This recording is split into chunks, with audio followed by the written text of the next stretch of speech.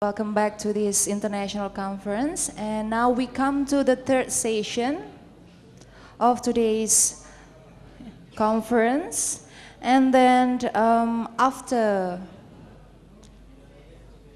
having some presenters talking about the quality of democracy, citizens' participation in democratic governance, perceived from Asian, European, Latin American, and African perspectives.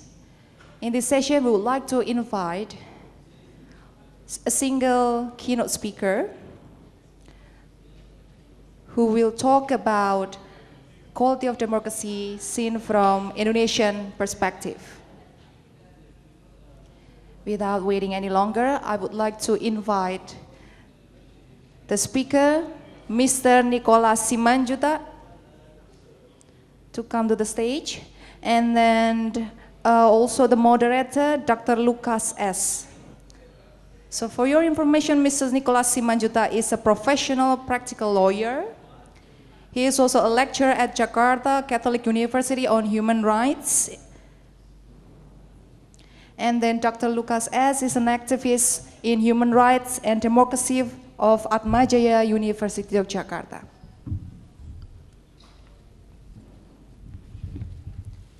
To Dr. Lucas S., the floor is yours. Thank you very much. Thank you very much. Good afternoon, brothers and sisters. While waiting for the others to come in this room, we will start with this session. As you know, on my right is Mr. Nikolas Simanjuntak. He is a professional practical lawyers. I think he is also an activist, yeah, in a very popular political parties in Indonesia. So I have to say that. Okay, thank you very much again. And according to the committee, we have to reschedule, to go back to our tight schedule. So we will start at 2:30 and then we will finish exactly at 4. Exactly at 4. We will not give extension. So after that we can go back to the schedule as already mentioned before. Okay. Mr. Nikolas Simanjuntak will present his paper entitled 10 Years Democracy Stages in Indonesia 1999 to 2009. And you will talk in 30 minutes, Mr. Simanjuntak, or more? 30 minutes or maybe 30 minutes, and then we have 1 hour for our discussion. Mr. Simanjuntak, please. Thank you, Pak Lucas. Indonesian used to call Pak instead of Mr. Pak Lucas, and it is such kind of tradition in our culture because there are many priests down here. So usually that before I am going to present my presentation, I need the grace from Father first. Because I am unlucky too, because our friends just now from Congo, he said that former seminarian is used to be wrongdoing in the politics. I am unlucky because I am former seminarian also.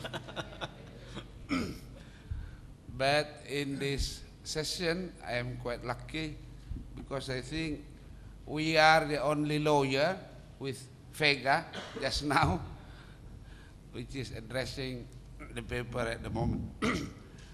So anyhow, I'm trying to just going into my mind to control my mind. As you know, lawyers should control the minds. So in controlling my mind, it's better for me just to look on my papers.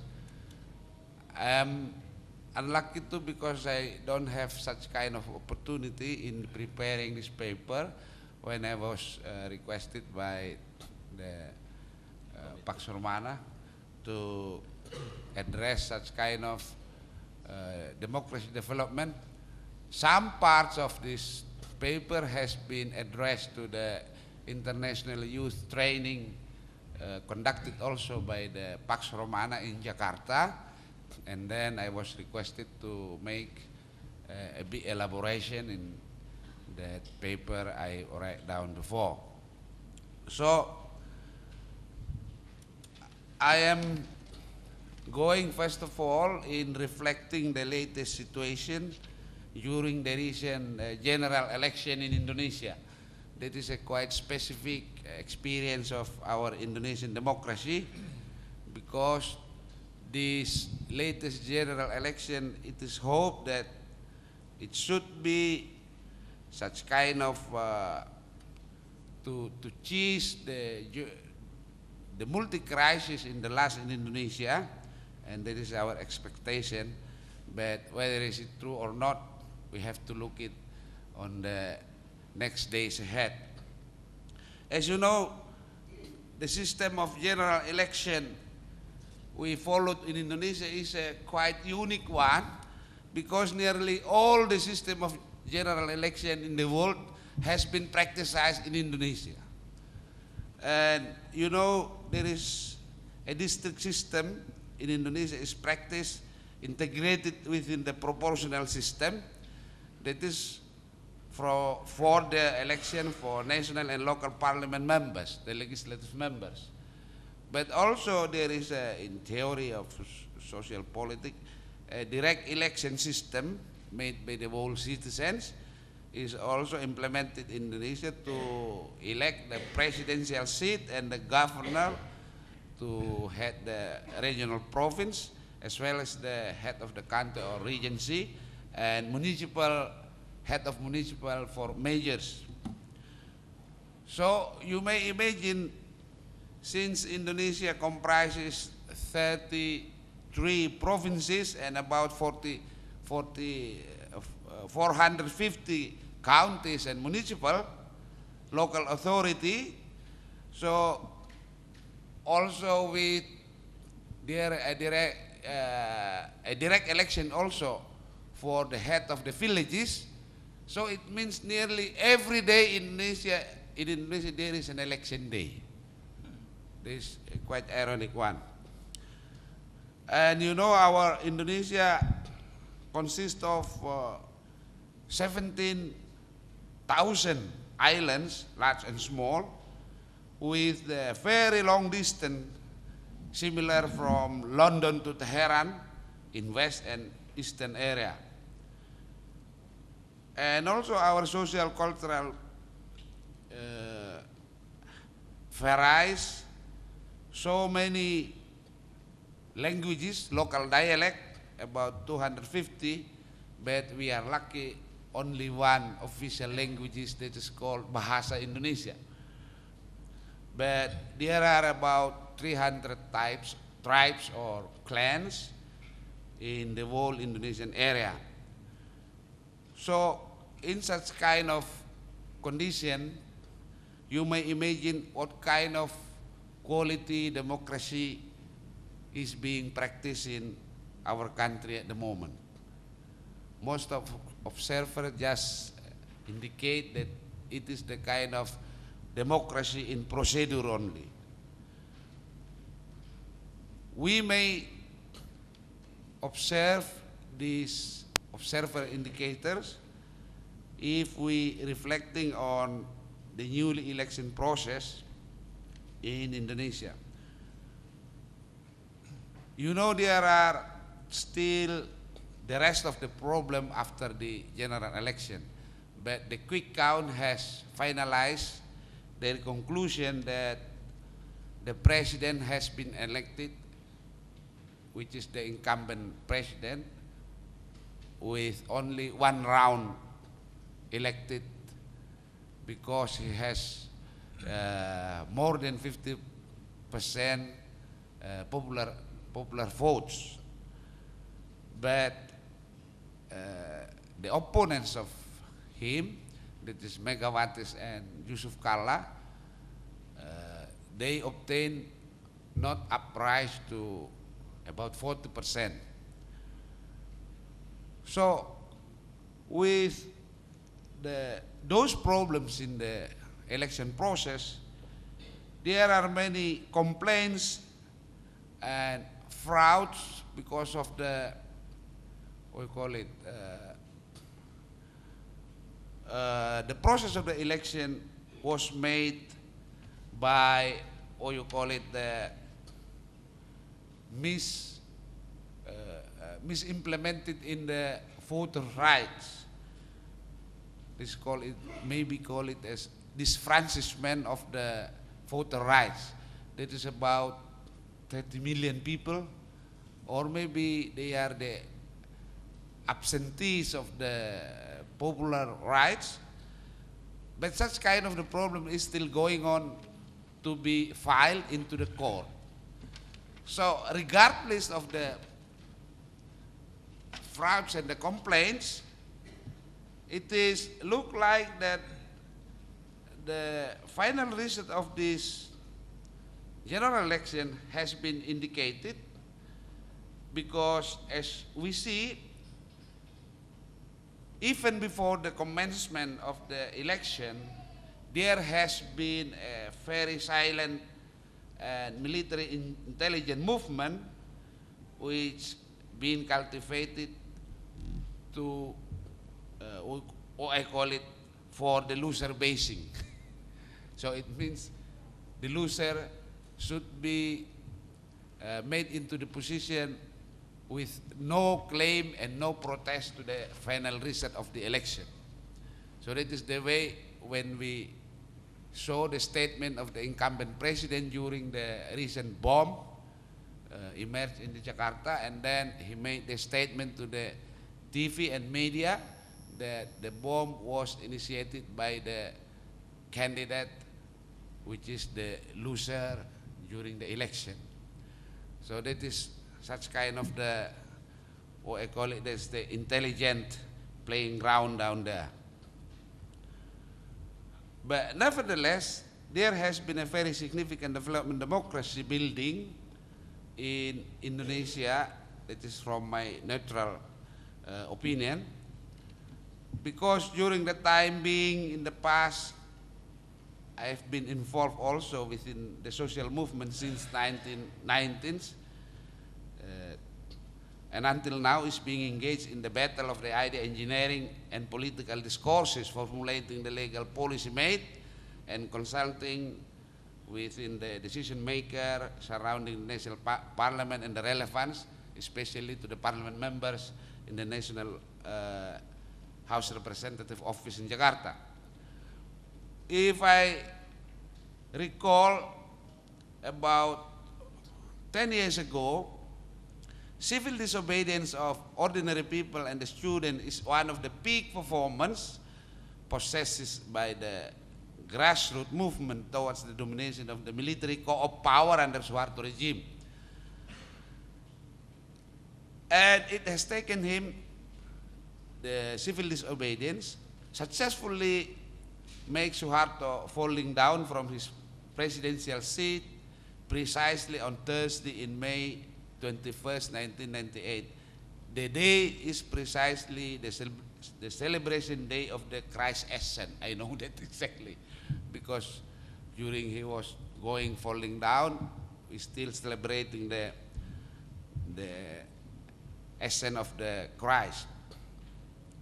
And several days before the latest general election under Suharto, we still recall also that there was a Lenten pastoral letter publicly published by the Indonesian Bishop Conference, which contains the formulation of the recent situation that is stated by the Bishop Conference, conferring the multi-crisis emerging in Indonesia, which is firmly stated that it is the outcome of the moral outrages in all sectors, with its paramount is the economic and social politic crisis. So I think such kind of experience is just similar to other country, just as described by our friend from South Africa. As you may know, in Indonesia, there is more than or about 32 years under Suharto regime, which here we call it Orde Baru, that is new order. The only one monolithic obedience was dogmatized and doctrinized to the people in performing only to 3 goals, national goals, which we call it, that is to continuation of the national leadership. It means that Suharto should be the only president. And the second one is economic growth, and the third one is stabilization of the state security. So, to affront this, it was implemented that at least it was qualified 3 issues as a real foe of the common enemy to the regime should be affronted by the whole national force. That is human rights, activists, democratization, and the sustainable development movement. This is the whole we talk since last days and until today. And during the last regime of Suharto, the 3 issue is the foe of the regime.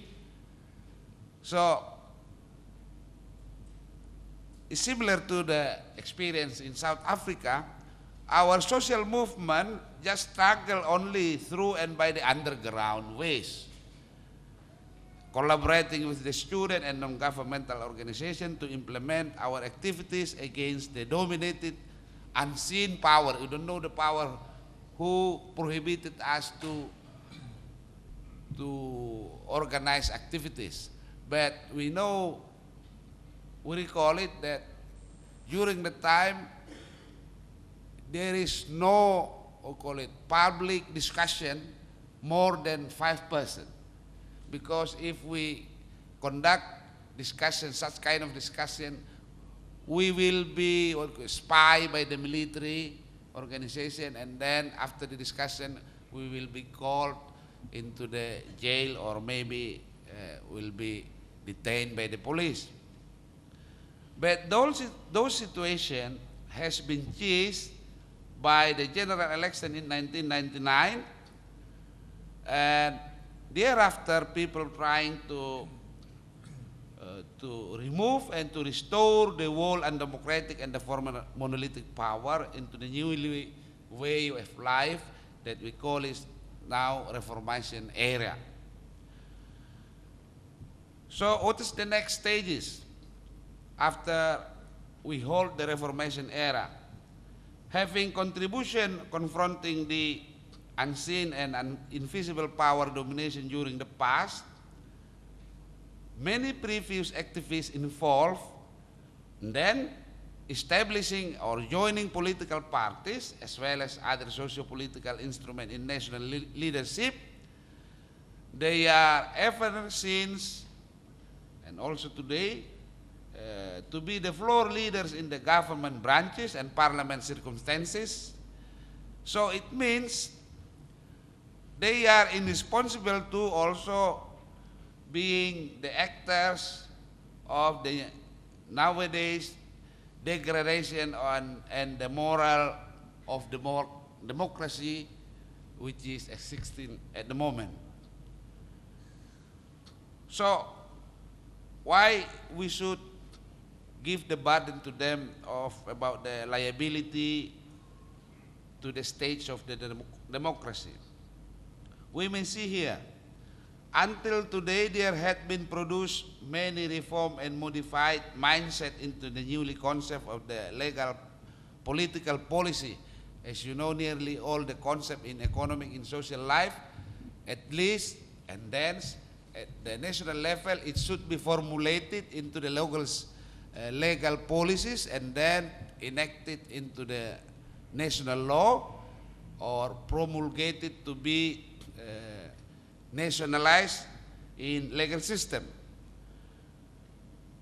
So Then, we call it the Indonesian Constitution 1945, which is during the Suharto era, that is implemented as a sacral, we call it sacral scripture, cannot be removed or everything, such kind of that. But in the Reformation area, it has been amended 4 times, especially in insisting the human rights become constitutional rights, and ever since the year of 2000.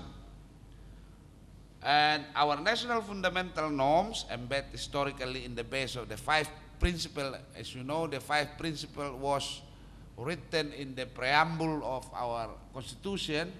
The 5 principles is the base norm of our Indonesian existence as a state and society at large. In the 5 principles, that is, the first one is belief in Almighty One God. So that is the melting pot of the whole interreligious in our multicultural society. The second one is humanity. Humanity, and the third one, the unity of Indonesia, and the fourth one is democracy, and the fifth is social justice for all. So that is the basic principle which should be implemented in the whole political activities, in the whole legal activities. Up to this time, separatist movement revolt, which is always called as a endanger to the national unity of Indonesia, now has been successfully denied by the Reformation area movement. And there has been more than 300 laws or articles relating to the regulation on national and regional level promulgated to be enacted. I myself having been involved in consulting and assisting the parliament member along the legal policy for more than 50 laws. So 300 laws I have been involved